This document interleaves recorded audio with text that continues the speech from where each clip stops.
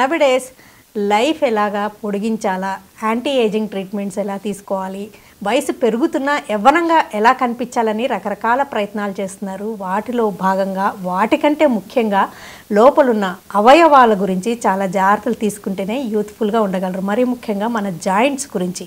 Joints అనేవి వయసు పెరిగే కొద్దీ ఆర్థరైటిస్ కానీ లేదా అరుగుదలకి గురవడం, డీజనరేటివ్ చేంజెస్కి గురవడం జరుగుతూ ఉంటుంది. అయితే అప్పుడు నీ రిప్లేస్మెంట్ లేదా జాయింట్ రిప్లేస్మెంట్ సర్జరీస్ గురించి ఆలోచిస్తారు. కానీ ముందు నుంచే కొన్ని ప్రిజర్వేషన్ గురించి కొన్ని జాగ్రత్తలు తీసుకుంటే సర్జరీస్ దాకా వెళ్లకుండా కాపాడుకోవచ్చని, మరి ముఖ్యంగా నీ ప్రిజర్వేషన్ గురించి ఎలాంటి జాగ్రత్తలు తీసుకోవాలి, చిన్న చిన్న ప్రమాదాలు జరిగినప్పుడు కానీ లేకపోతే చిన్నప్పుడు బై బర్త్ వచ్చే డిఫెక్ట్స్కి కానీ ఎలాంటి కేర్ తీసుకుంటూ ఉంటే ఎప్పుడు సర్జరీస్ గురించి ఆలోచించాల్సి ఉంటుంది, అసలు ప్రిజర్వేషన్లో ఏ విషయాలు ఉంటాయి, ఈ వివరాలన్నీ అందించడానికి Apollo hospitals ortho and sports medicine specialist doctor Raviteja Rudraraju మనతో ఉన్నారు. ఆయన అడిగి మరిన్ని విషయాలు తెలుసుకుందాం. హలో అండి, వెల్కమ్ టు ది షో. నమస్తే అండి. నమస్తే అండి. ఇప్పుడు అంటే వయసుతో పాటు డీజనరేటివ్ చేంజెస్ కామన్ అండి, ఇంకా అది ఎవరు అవాయిడ్ చేయలేరు. కావాలంటే పోస్ట్పోన్ చేయగలరు. అసలు ముందు నుంచే ఎలాంటి జాగ్రత్తలు తీసుకుంటే ఇవి ఒక ప్రిజర్వేషన్ లాగా కేర్ తీసుకోవచ్చు అంటారు? అంటే ఐ థింక్ చాలా ఇంపార్టెంట్ టాపిక్ అండి ఇది. చాలామంది మోకాలు మార్పిడి గురించి వినే ఉంటారు. బాగా అరిగిపోయిన తర్వాత సొల్యూషన్ ఏంటనేది చాలామందికి అవగాహన ఆల్రెడీ వచ్చింది. దాని మీద పూర్తిగా ఇన్ఫర్మేషన్ కూడా చాలా ఉంది.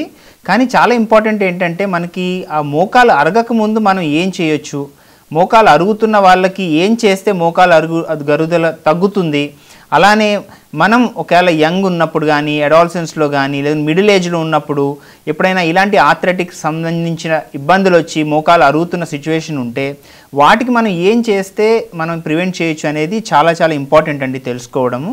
ఎందుకంటే ఇదివరకు 55-60 ఏళ్ళు వచ్చినప్పుడు అరిగే మోకాళ్ళు ఇప్పుడు 40 ఏళ్ళకి 35 ఏళ్ళకి ఇంకా యంగ్ కూడా ఆర్థరైటిస్ రావడం చూస్తున్నాము. వాళ్ళకు కూడా మోకాలు మార్పిడులు జరగడం చూస్తున్నాము.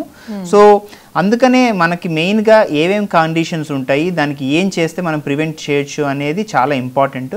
సో ఆ భాగంలోనే మనకి మెయిన్గా కార్టిలేజ్ డ్యామేజ్ కావటం అనేది వన్ ఆఫ్ ద రీజన్ మనకి ఆర్థరైటిస్ రావడానికి.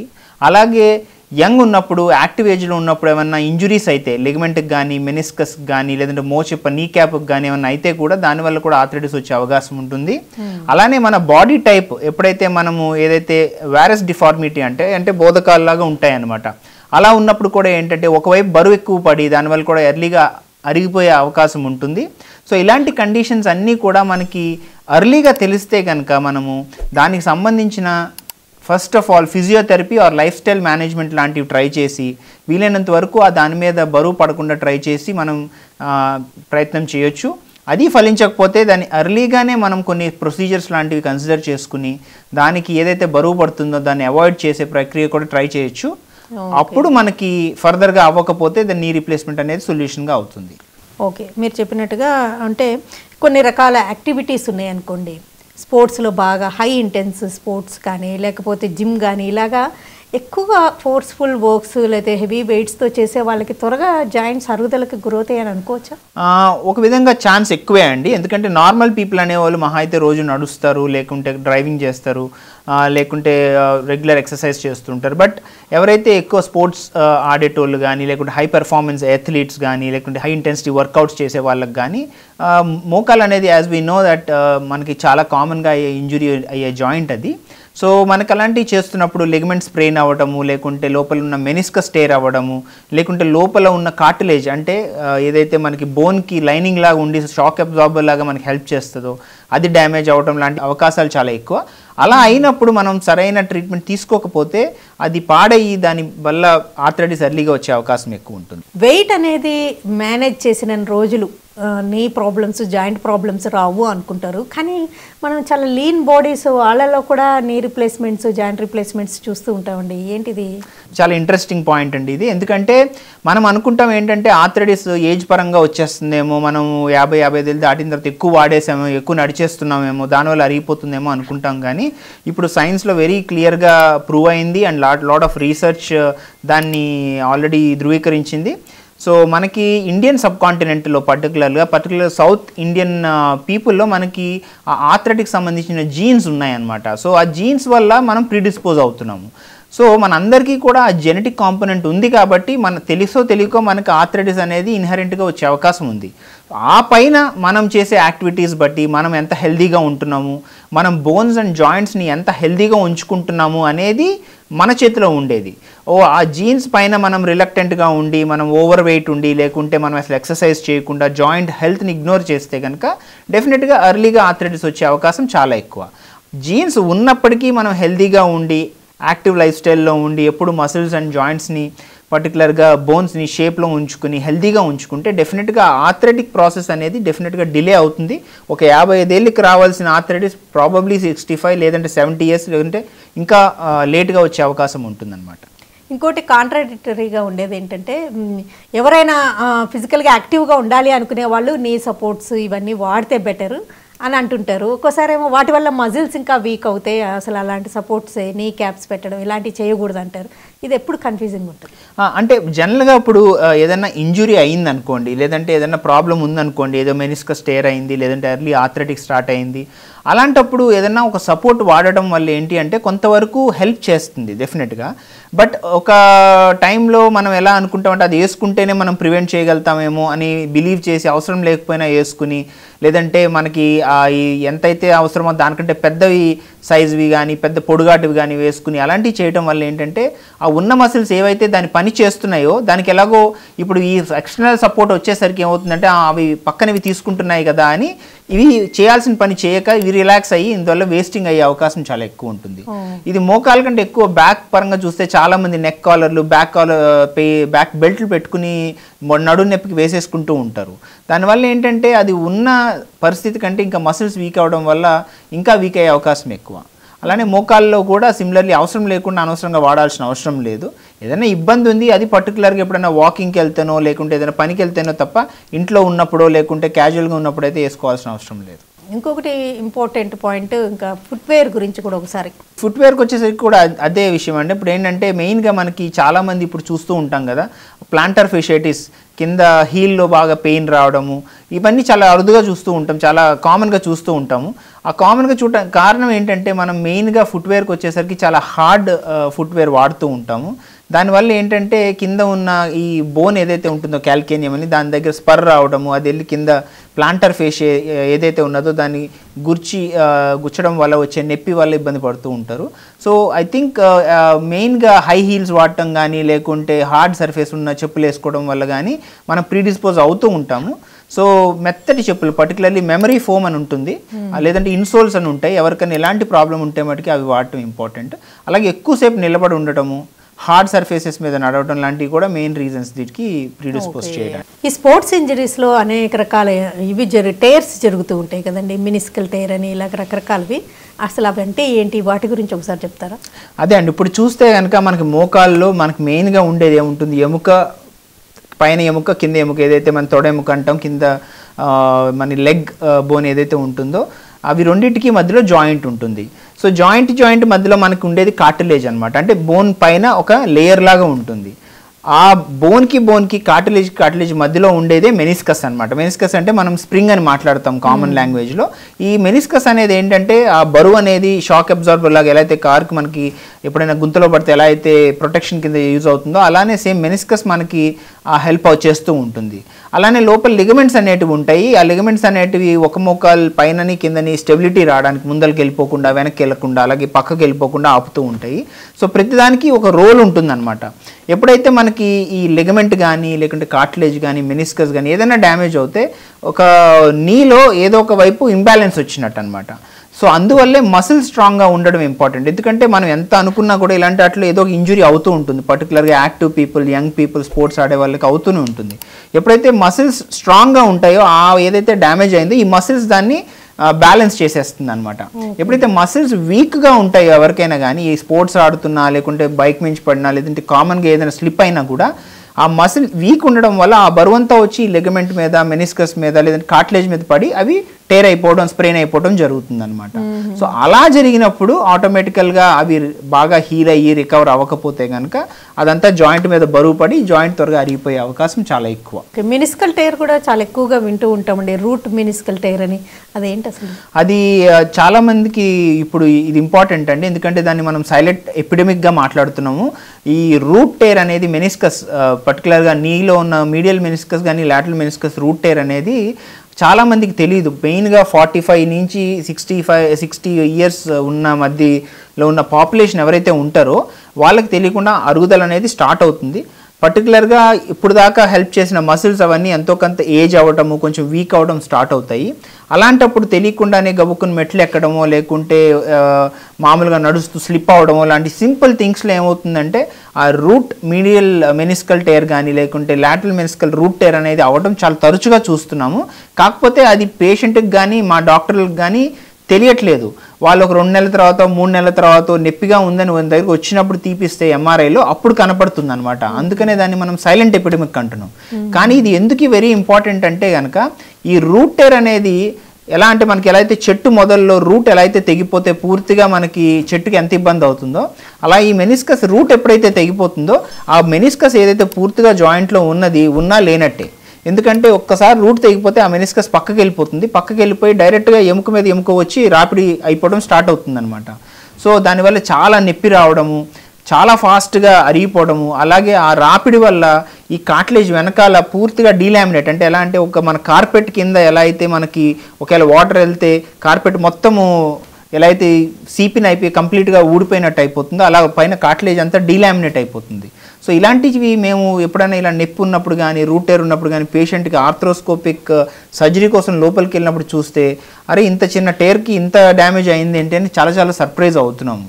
సో అందుకని మనకి పాపులేషన్ కూడా చాలా ఇంపార్టెంట్ తెలుసుకోవాల్సింది ఏంటంటే ఈ ఏజ్ గ్రూప్ల మధ్యలో ఏదైనా సడన్ పెయిన్ వచ్చి ఏదైనా నడుస్తూనో స్లిప్ అయ్యో ట్విస్ట్ అయ్యో అలానే వచ్చిన తర్వాత ఆ పెయిన్ తగ్గకుండా అలానే ఉండి లేదంటే చాలా ఇబ్బంది పెరుగుతూనో మెట్లు ఎక్కి దిగుతుంటే చాలా ఇబ్బంది అయిపోతున్నో అది ఇగ్నోర్ చేయకుండా వచ్చి ఇమీడియట్గా చూపించుకొని ఎంఆర్ఐ చేయించుకొని రూల్ అవుట్ చేసుకోవడం చాలా ఇంపార్టెంట్. ఎందుకంటే ఆ వయసుకు వచ్చేసరికి ఆర్థరైటిస్ కొంచెం ఉన్నా ఈ రూట్ టైర్ అవ్వడం వల్ల చాలా ఫాస్ట్గా ప్రోగ్రెస్ అయ్యి ఒక 2-3 ఏళ్లలో పూర్తిగా అరిగిపోతుంది. ఓకే, అంటే ఆర్థ్రోస్కోపీ ట్రీట్మెంట్స్ అనేవి స్పోర్ట్స్ మెడిసిన్లో కానీ ఇలాగ చిన్న చిన్న ఇంజురీస్కి, ఈ మినిస్కల్ టైర్కి, కార్టిలేజ్ ప్రాబ్లమ్స్కి చేస్తారు కదండి.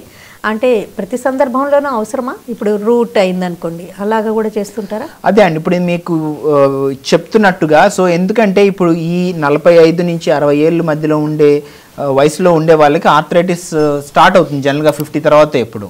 కానీ ఇప్పుడు ఈ రూట్ టైర్స్ అనేటివి పర్టికులర్గా ఏదైతే జరుగుతుందో వాళ్ళకి ఆర్థరైటిస్ ఉండొచ్చు, ఉండకపోవచ్చు.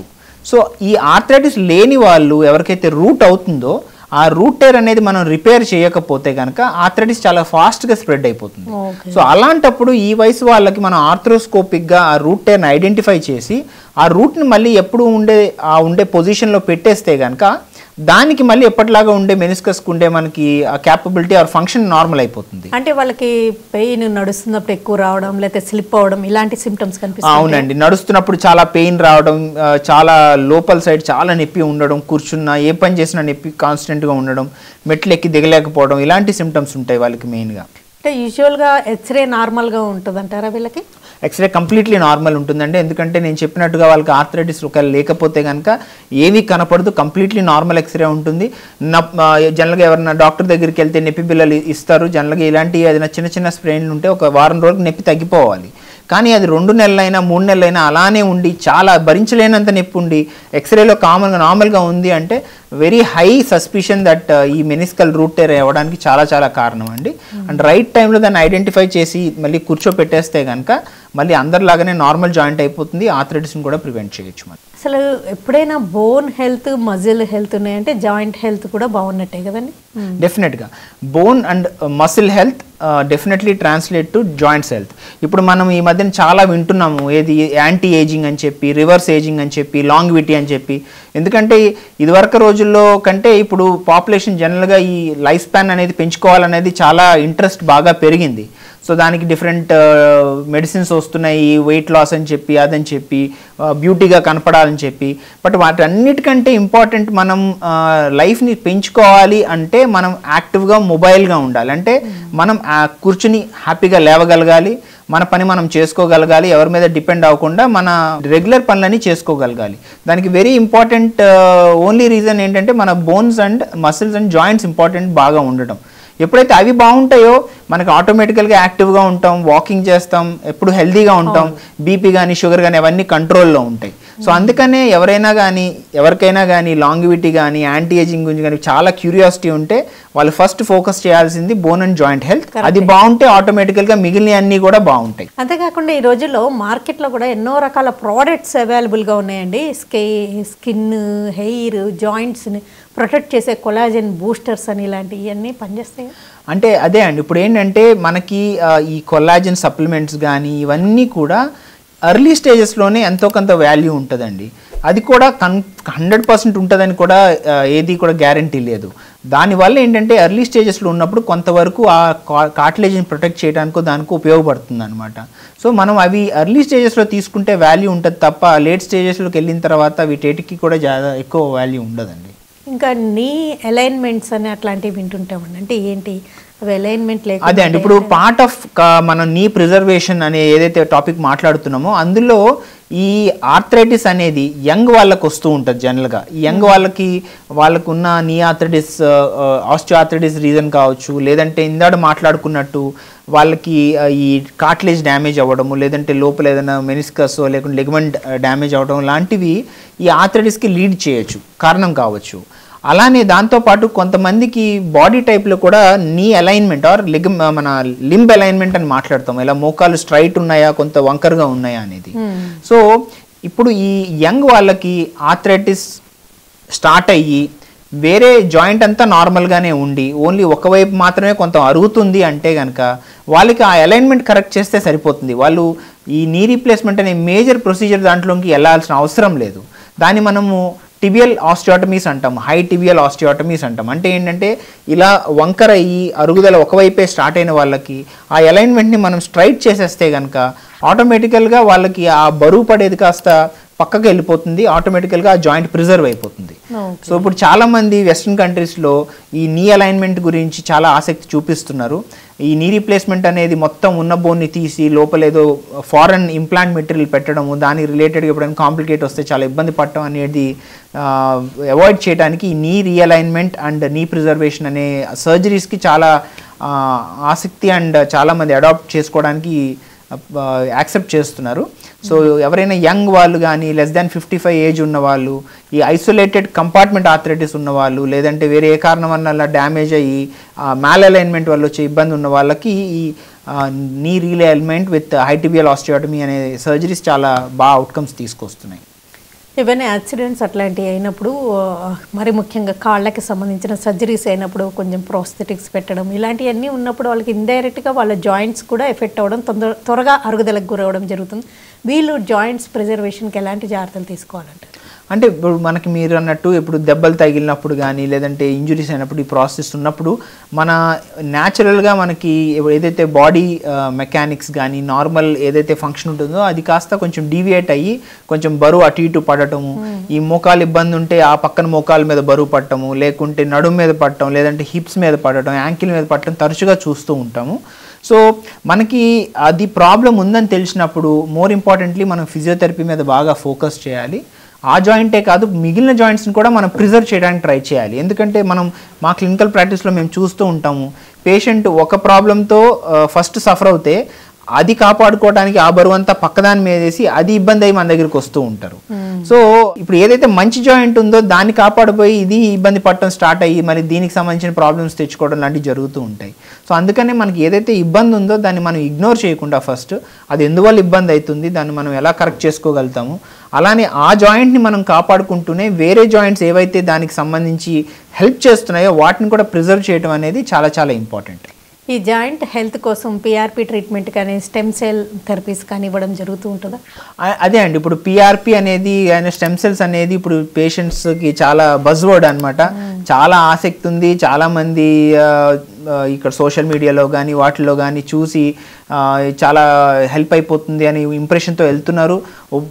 ఇబ్బంది అంటే మంచిగా అవుతున్న వాళ్ళు ఉన్నారు, అలాగే చాలా ఇబ్బంది పడుతున్న వాళ్ళు ఉన్నారు. ఫ్రమ్ సైంటిఫిక్ పర్స్పెక్టివ్ అంటే రీసెర్చ్ పర్స్పెక్టివ్లో కానీ సైంటిఫిక్ పర్స్పెక్టివ్లో కానీ ఈ పిఆర్పికి కానీ స్టెమ్ సెల్కి కానీ పొటెన్షియల్ ఉందండి. వాటికి ఇన్హరెంట్గా మన బాడీలో ఉండే హీలింగ్ పొటెన్షియల్ ఉంది. కానీ మనం చాలా ఎర్లీ అవుట్కమ్స్లో చూస్తున్నాం. అంటే ఏంటంటే దాని మీద రీసెర్చ్ ఇంకా చాలా జరుగుతుంది.